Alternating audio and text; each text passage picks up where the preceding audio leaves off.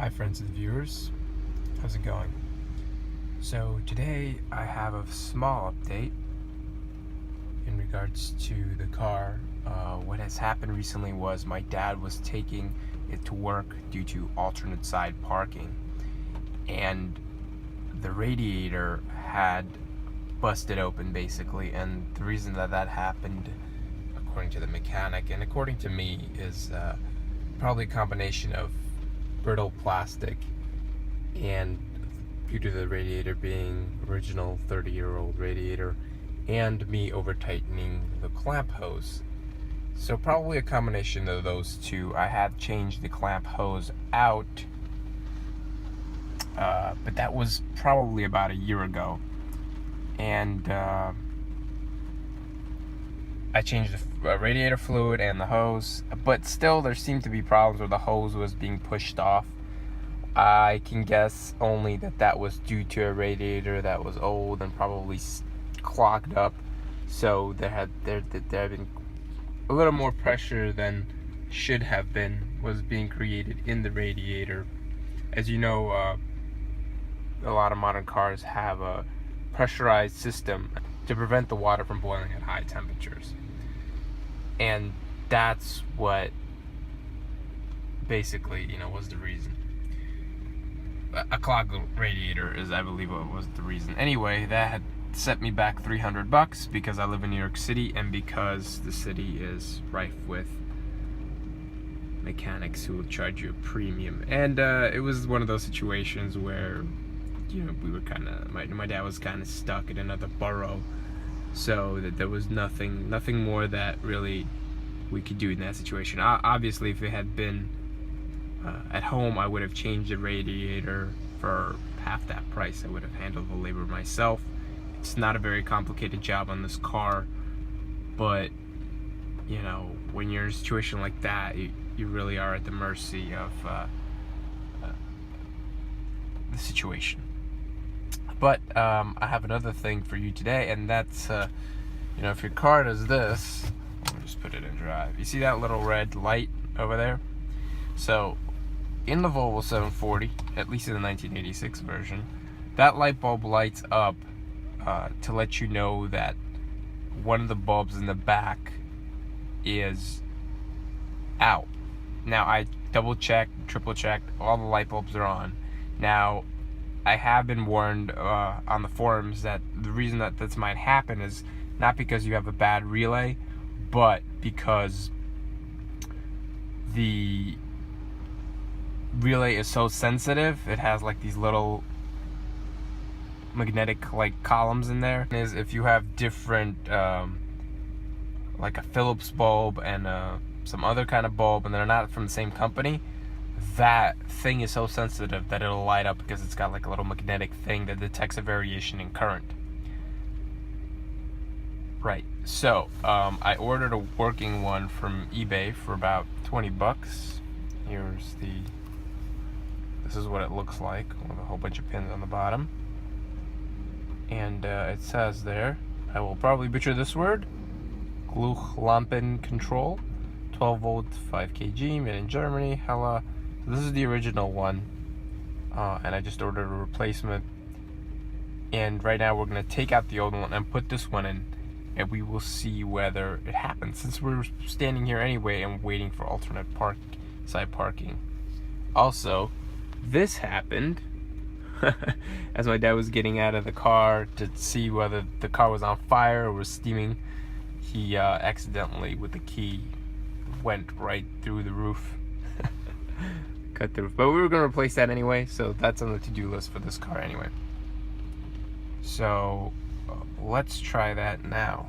What we're going to do is we're going to turn off the engine. The police should be okay while we're sitting in the car. We're gonna switch this from neutral to third, well, first, and then we're gonna pop this open.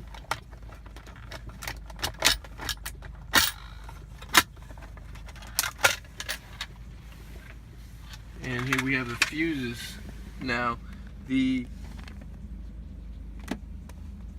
relay should be somewhere way in the back over there. Let me see if I can turn on a Okay, so I had to relocate since then because there was the sanitation truck came by to clean the street, so I had to move out of the way. And now we're back, and you can see it's that red thing right behind that white one, which is the fuel pump relay, which if you have a 740 or 240, you should probably carry a spare, because if you drove somewhere and the car isn't starting, yes, it could be the starter, but most likely change the fuel pump relay out first. Just because those things fail so often. And in fact, it makes sense to invest in a good Stribble one. I think that's the way you pronounce it.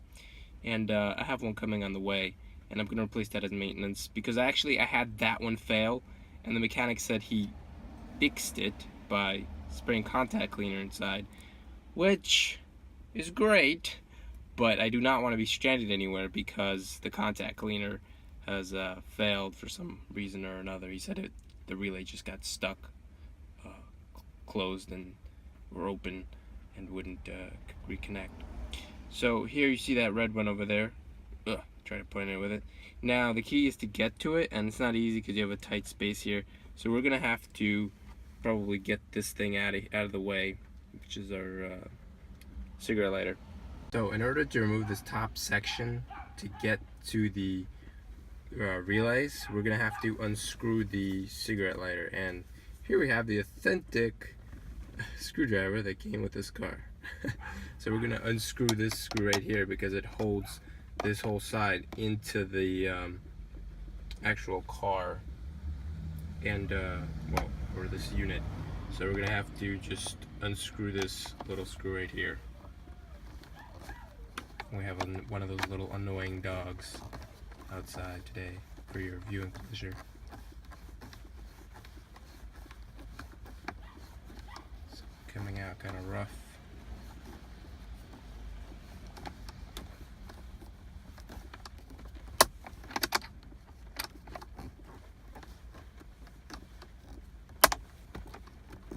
I don't want to strip it, so let me just use two hands, but basically once we get it out, this whole box should come out. So one screw holds it down here, the other one holds it up here, so you have to get both of those screws out that were initially in here and in here on the bottom. Now once that's out, you have to somehow either disconnect this thing because the wire won't quite let it out, or just snake your hand in there and try to take the other relay out. So we're going to try to do that now. Okay, so I stuck a screwdriver under there. You see that little I guess I'll try to point it out with my finger. You see that little spot right there? I pry my screwdriver underneath like that and twisted it until it came loose. So now, let's see if we can. Okay. Here we go. Now remember which way it went in. It went in that way. Right?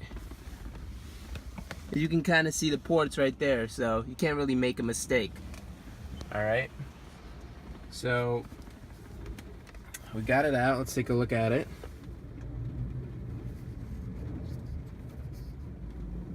Also made in Germany.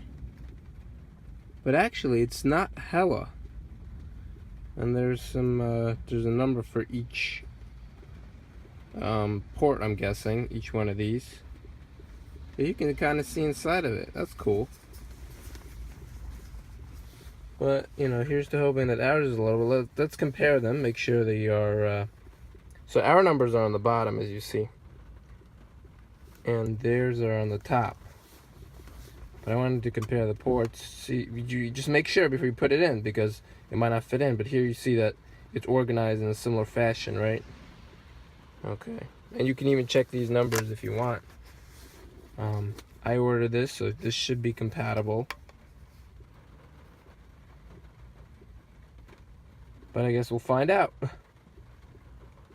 It looks right. I see a 13 over here and 13 over there. 45, a 54 over here, 54 over there. So all these ports look right to me. 58L. So everything looks spot on. Of course, worst case scenario is I'll just take out one of that little light, because all it's supposed to tell you is when your lights are out, and if it's always on, it's not really serving any purpose, is it? So let's see if we can get that in there now.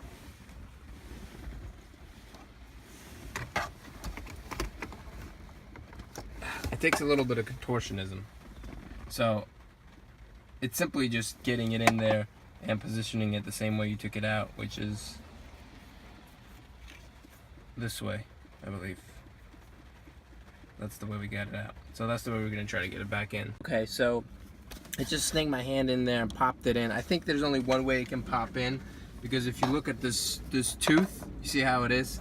It can only go in one way. It's not gonna go like this or like that, you know what I mean? It only has one way of fitting in, like this with this tooth pointing in that direction. I had to put the phone down because I had to use both hands, but it basically went in like this, and I think there's only one way it can go in. Otherwise, it wouldn't sit flush like it does right there with the surface. See how that's flush? So I don't think there's a mistake that you can make in getting it in. So now is the ultimate moment. The moment of truth, as we are going to start up the car and see whether we have, make sure none of the wires are touching. Make sure you pop the car back into drive, because it has a protection. I mean, at the park, it has a protective circuit in here, which I actually had to, well, I didn't have to switch it out, but I switched it out on my car. And if that protective circuit isn't connected, meaning the car isn't set to park, you won't be able to start the car. Here we go.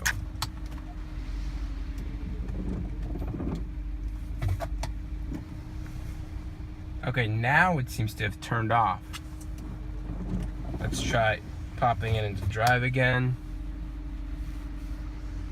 Okay, actually, I think we have fixed our issue. We're gonna try reversing. We're gonna try popping it into drive.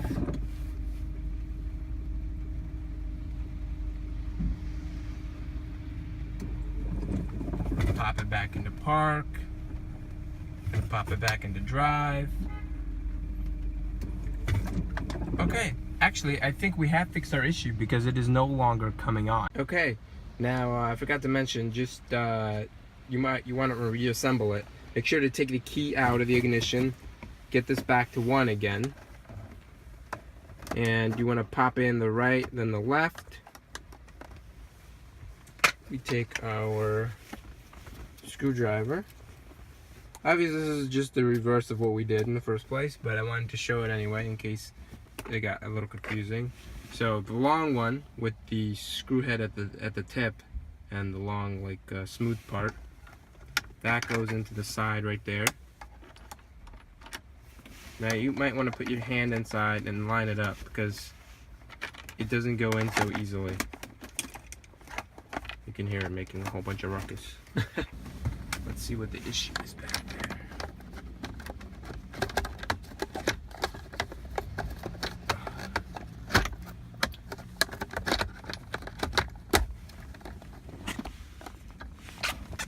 Okay, so we dropped the metal bracket that goes onto it, like you see one up here. We dropped that over there. So let's go find that. Okay, there's a lesson for you guys. Don't repeat the same mistake I made. Take those metal brackets out before you do attempt to do that. And for me right now, I'm going to reassemble it without one of those little brackets because it's not so important. This thing will be held in place by just that one screw. So don't freak out if you lost it just like I lost it. This one screw will be more than enough, and I'll show you.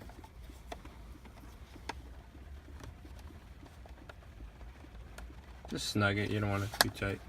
So this side was always a little loose, so that didn't change. But this side, it's more than enough, more than secure enough with one screw. For now, I'm going to put this screw away in my spare parts bin. I'm going to try to get one of those replacement metal clips because, as you can see, it is quite a mess down there. And I cannot spot the metal clip. So I'm guessing it fell into the abyss of the wire harness system. So we're not going to go crazy looking for that. Either way, this is working just fine. This side is a little loose, but there was no screw holding it on this side anyway. It's just supposed to be like this plastic. And once the bottom one is on here, it won't make much of a difference. So now we're just gonna reassemble this part. Now it's got teeth on the bottom here. I keep quarters in here. And by the way, it comes with a handy dandy chart of which fuse and what relay does what. So we're gonna pop that in there like that. Well, maybe not like that. Maybe actually, yeah, it's like this. So you have those teeth go up there and like that. Okay, so that's in, and now this is all right. And now there was a little plastic cover over here that goes on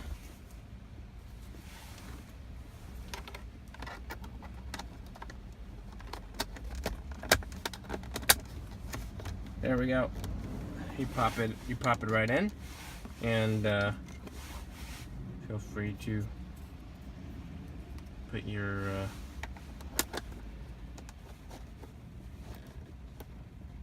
and now start the car up just to make sure that everything is functioning, you know? Oh, and don't forget to put the car in park. Yes, it will scare you like that. If you're not in park, the car will not start. Okay, turn your lights on and go back and check if all your lights are working. This is a safety precaution.